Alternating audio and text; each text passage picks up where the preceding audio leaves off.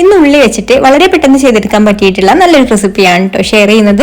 അപ്പോൾ പ്രത്യേകിച്ച് നമ്മുടെ വീട്ടിൽ പച്ചക്കറികളൊന്നും ഇരിപ്പില്ലാത്ത സമയത്ത് ഉണ്ടാക്കിയെടുക്കാൻ പറ്റിയിട്ടുള്ളതാണ്. കുക്കറിലാണ് കേട്ടോ ഇത് റെഡിയാക്കി എടുക്കുന്നത്. അപ്പോൾ ഇതിലേക്ക് നമ്മൾ ഇനി വേറെ പച്ചക്കറികളൊന്നും ചേർത്ത് കൊടുക്കുന്നില്ല, ഉള്ളി മാത്രം മതി. അപ്പോൾ ആ കുക്കറിൽ അടുപ്പത്ത് വെച്ചിട്ടുണ്ട്. ഇതിലേക്ക് 1.5 ടേബിൾ സ്പൂൺ വെളിച്ചെണ്ണ ഒഴിച്ചു കൊടുത്തിട്ടുണ്ട്.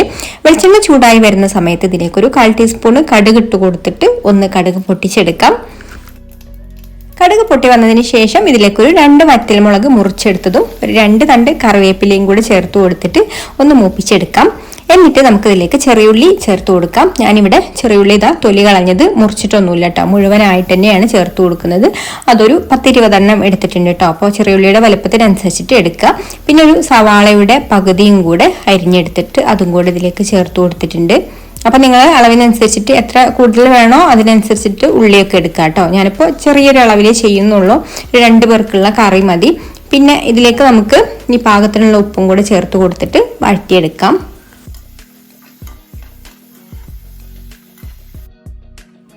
ഉള്ളി നന്നായിട്ട് വഴറ്റിയെടുത്തതാ ഇതുപോലെ കളറൊക്കെ മാറി വന്നാൽ ഇനി നമുക്ക് ഇതിലേക്ക് പൊടികളൊക്കെ ചേർത്ത് കൊടുക്കാം. ഈ ഒരു സമയത്ത് തീ കുറച്ച് വെക്കണം കേട്ടോ. അപ്പോൾ ആദ്യം 1/4 ടീസ്പൂൺ മഞ്ഞൾപ്പൊടി ചേർത്ത് കൊടുക്കുന്നുണ്ട്. പിന്നെ 3/4 ടീസ്പൂൺ കാശ്മീരി മുളക് പൊടിയാണ് കേട്ടോ ഞാൻ ചേർത്ത് കൊടുക്കുന്നത്. ഇപ്പോൾ സാധാരണ എരിവുള്ള മുളക് പൊടിയാണെന്നുണ്ടെങ്കിൽ എരിവിനനുസരിച്ചിട്ട് ചേർത്ത് കൊടുത്താൽ മതി. കാശ്മീരി മുളകാവുമ്പോൾ എരിവുണ്ടാവില്ല, കളർ കിട്ടുകയും ചെയ്യും. പിന്നെ 1 ടീസ്പൂൺ മല്ലിപ്പൊടിയും ചേർത്ത് കൊടുത്തിട്ട് ഈ ഒരു മസാലയുടെ പച്ചമണം മാറി വരുന്നത് വരെ ഒന്ന് വഴറ്റിയെടുക്കാം. എന്നിട്ട് ഇതിലേക്ക് അല്പം ചൂടുവെള്ളം ഒഴിച്ചു കൊടുത്തിട്ട് ഒന്ന് മിക്സ് ചെയ്ത് കൊടുക്കാം. പിന്നെ നമ്മൾ ഒരു നെല്ലിക്ക വലുപ്പത്തിലുള്ള പുളി ഒരു ചെറിയ നെല്ലിക്ക വലുപ്പത്തിലുള്ള പുളി കുതിർത്തെടുത്തിട്ടുണ്ടായിരുന്നു കേട്ടോ. അത് പിഴിഞ്ഞിട്ട് അതിൻ്റെ വെള്ളം കൂടെ ഇതിലേക്ക് ചേർത്ത് കൊടുക്കുന്നുണ്ട്.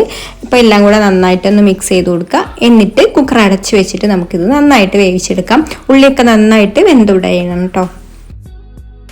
അങ്ങനെ ഒരു വിസിൽ കഴിഞ്ഞതിന് ശേഷം പിന്നെ ലോ ഫ്ലെയിമിൽ കുറച്ച് നേരം കൂടെ വെച്ച് വേവിച്ചിട്ട് ഇപ്പോൾ കംപ്ലീറ്റ് ആവുകയും പോയതിന് ശേഷമാണ് കേട്ടോ ഞാനിത് തുറക്കുന്നത്. ഉള്ളിയൊക്കെ നന്നായിട്ട് കുക്കായി വന്നിട്ടുണ്ട്. കുക്കറിലാവുമ്പോൾ പെട്ടെന്ന് തന്നെ ഉള്ളിയൊക്കെ അലിഞ്ഞ് വരും കേട്ടോ. അപ്പോൾ നമ്മുടെ കറിക്ക് നല്ലൊരു കട്ടി കിട്ടും ഉള്ളിയൊക്കെ നന്നായിട്ട് വെന്തുടയുന്ന സമയത്ത്. പിന്നെ ചട്ടിയിലൊക്കെ ആണെന്നുണ്ടെങ്കിൽ കുറേ സമയം വെയിറ്റ് ചെയ്യണം കേട്ടോ. അപ്പോൾ ഇത് പെട്ടെന്ന് ഉണ്ടാക്കിയെടുക്കാൻ പറ്റിയിട്ടുള്ള ഒരു കറിയാണ്. ഇനി നമുക്കിതിലേക്ക് ഒരു 2 നുള്ള് ഉലുവാപ്പൊടി ചേർത്ത് കൊടുക്കാം. പിന്നെ അതുപോലെ തന്നെ ഒരു നുള്ള് കായപ്പൊടിയും ഒരു 2 നുള്ള് ശർക്കരയുടെ പൊടിയും കൂടെ ചേർത്ത് കൊടുക്കുന്നുണ്ട് കേട്ടോ. ശർക്കരയുടെ പൊടി ചേർത്ത് കൊടുത്തു എന്ന് വിചാരിച്ചിട്ട് കറിക്ക് അങ്ങനെ മധുരമൊന്നും ഉണ്ടാവില്ല കേട്ടോ. ഇത് ഉപ്പും പുളിയും ഒക്കെ ഉള്ള കറി ആയതുകൊണ്ട് അതൊന്ന് ബാലൻസ് ചെയ്ത് നിൽക്കാൻ വേണ്ടിയിട്ടാണ് നമ്മൾ ഇതിലേക്ക് ശർക്കരയുടെ പൊടി കുറച്ചതായി ഇത്രയും മതി കേട്ടോ, ഒരു 2 പിഞ്ച് അത്രയും മതി. അത് ചേർത്ത് കൊടുത്തിട്ട് നന്നായിട്ടൊന്ന് മിക്സ് ചെയ്ത് കൊടുക്കാം. ഉള്ളിയൊക്കെ ഒന്നും കൂടെ വേണമെങ്കിൽ നമുക്ക് സ്പൂൺ വെച്ചിട്ട് ഒന്ന് ഉടച്ചെടുക്കാം കേട്ടോ. നന്നായിട്ട് വെന്ത് അലിഞ്ഞ് വന്നിട്ടുണ്ട്. അപ്പോൾ കറിക്ക് നല്ലൊരു കൊഴുപ്പ് കിട്ടും. അപ്പോൾ ഇത്രയേ ഉള്ളൂ, സിമ്പിളായിട്ട് എല്ലാവർക്കും ചെയ്തെടുക്കാൻ പറ്റിയിട്ടുള്ള ഒരു ഈസി ആയിട്ടുള്ള കറിയാണ്. അപ്പോൾ ചോറിൻ്റെ കൂടെയോ ദോശയുടെ കൂടെയൊക്കെ ഇത് കഴിക്കാവുന്നതാണ് കേട്ടോ. അപ്പോൾ എല്ലാവർക്കും ഈ ഒരു റെസിപ്പി ഇഷ്ടമായിട്ടുണ്ടാകുമെന്ന് വിചാരിക്കുന്നു. പിന്നെ മറ്റൊരു നല്ല റെസിപ്പിയുമായിട്ട് അടുത്ത വീഡിയോയിൽ കാണാം. താങ്ക്